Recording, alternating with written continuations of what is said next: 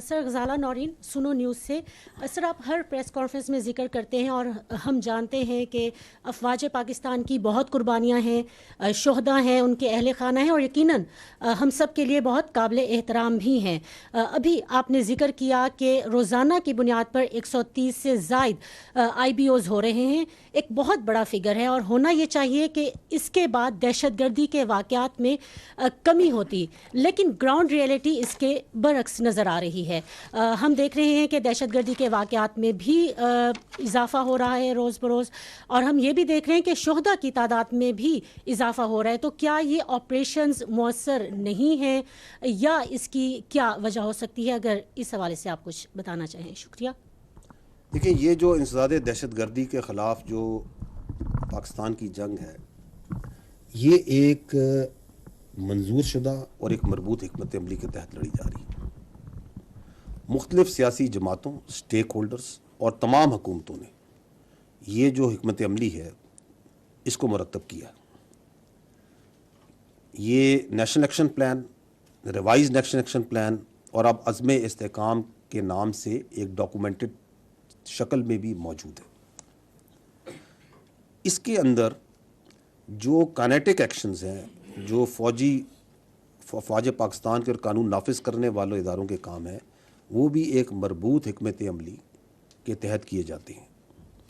اور وہ اس کے 4 فیزز ہیں: clear, hold, build and transfer.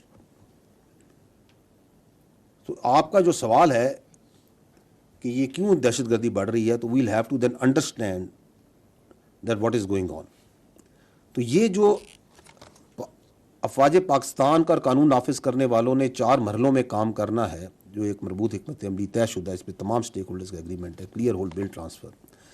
اس میں جو فوج کا کام ہے وہ ہے دہشت گردی سے علاقوں کو کلیئر کرنا اور ان کو عارضی طور پر ہولڈ کرنا, تاکہ وہاں پہ جو باقی سٹیک ہولڈرز ہیں, جو انتظامیہ ہے, وہ وہاں پہ اس کے لیے ایک سازگار ماحول پرووائڈ کیا جائے, جس میں آ کے وہ سماجی اور معاشی منصوبے لگائے اور پھر اس علاقے کو کلی طور پہ ٹیک اوور کرے.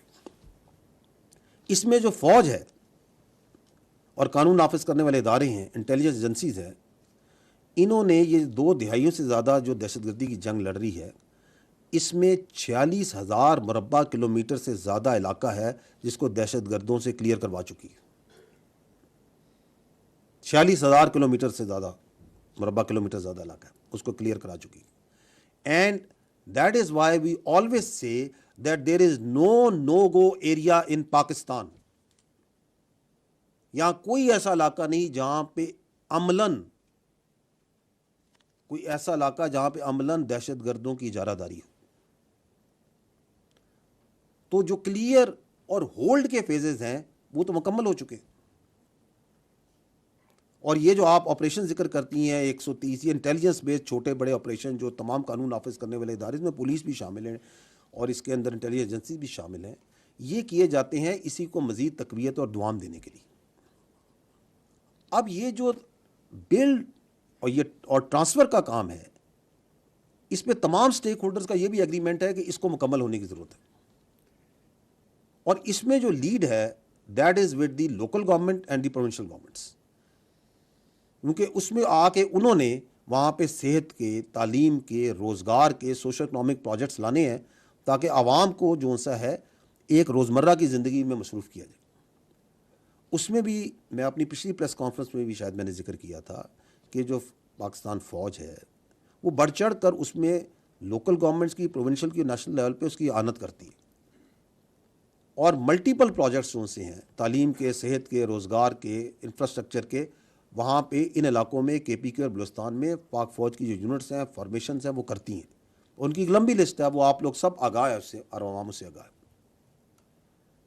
لیکن یہ جو آپ کا کلیئر اور ہولڈ کے بعد چونکہ وہ بلڈ اور ٹرانسفر کا فیز مکمل نہیں ہو رہا, تو اس سے ہو یہ رہا ہے کہ حکومت کی جو اجارہ داری ہے اس کا جو انحصار ہے, مین انحصار, وہ فوجی آپریشنز پہ رہ گیا.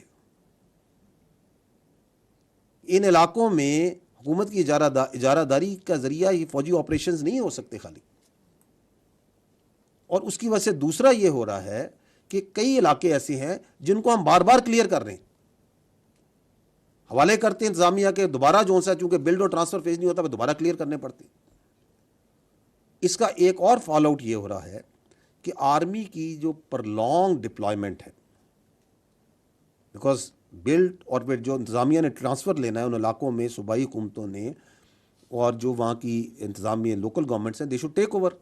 وہ چونکہ نہیں ہو رہا تو اس کی وجہ سے جو پرلانگڈ آرمی ڈپلائمنٹ ہے اس کے اپنے ایشوز ہوتے ہیں, اور اس کی وجہ سے فوج کے خلاف ایک زہریلا بیانیہ بنانے کا لوگوں کو موقع ہی ملتا ہے.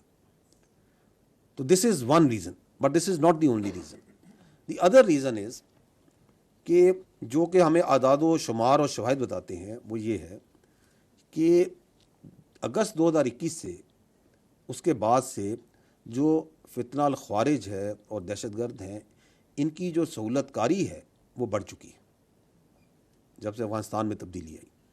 اور یہ سہولت کاری جو سی ہے, یہ چاہے ٹریننگ کیمپس کی شکل میں ہو, چاہے یہ لاجسٹک سپورٹ کی شکل میں ہو, چاہے یہ افغان شہریوں کا خود فتنہ الخوارج اور دہشت گردوں میں شامل ہونے کی شکل میں ہو, چاہے یہ خودکش بمباروں کی پروویژن کی شکل میں ہو, چاہے یہ جو چھوڑا ہوا امریکی اسلحہ ہے اس کی جدید اسلحے کی فراہمی کی شکل میں ہو, یہ بڑھ چکی ہے. اور اس سلسلے میں حکومت پاکستان افغان عبوری حکومت کے ساتھ رابطوں میں ہے. یہ اس برادر, یہ ہمارا پڑوسی اسلامی ملک ہے افغانستان, اور پاکستان نے ہمیشہ اس کا بڑھ چڑھ کے ساتھ دیا, اسپیشلی جب بھی وہاں پہ کوئی مشکلات آئی. اور ہم یہ چاہتے ہیں کہ وہ اس برادر اسلام, پڑوسی اسلامی ملک کو جس نے ہمیشہ اس کا ساتھ دیا ہے, اس کے اوپر خارجین کو قطعاً فوقیت نہ دے.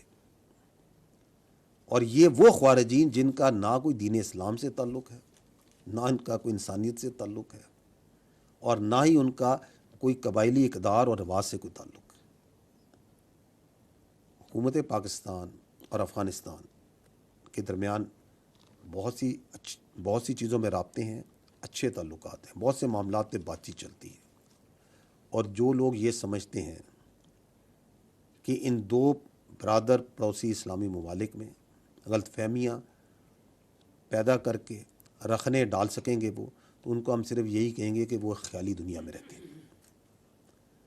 تیسری جو ایک وجہ ہے, یہ جو بڑھتی دہشت گردی کی آپ نے بات کی, وہ میں بار بار اس فورم سے کہہ بھی چکا ہوں کہ جو فوج ہوتی ہے وہ دہشت گرد سے لڑتی ہے, قوم دہشت گردی سے لڑتی ہے. اسی لیے حکومت نے یہ جو ریوائز نیشنل ایکشن پلان کی ایک نئی شکل جو حکمت عملی کی عزم استحکام کے نام سے تمام سٹیک ہولڈر کے ساتھ بیٹھ کے پیش کی. اس کا مقصد کیا ہے؟ اس کا مقصد یہی ہے کہ جو وہ نان کائنیٹک ایکشنز ہیں which are essential to defeat terrorism in totality, ان پہ عمل کیا جائے, جس میں لیڈ باقی سٹیک ہولڈرز کی ہے.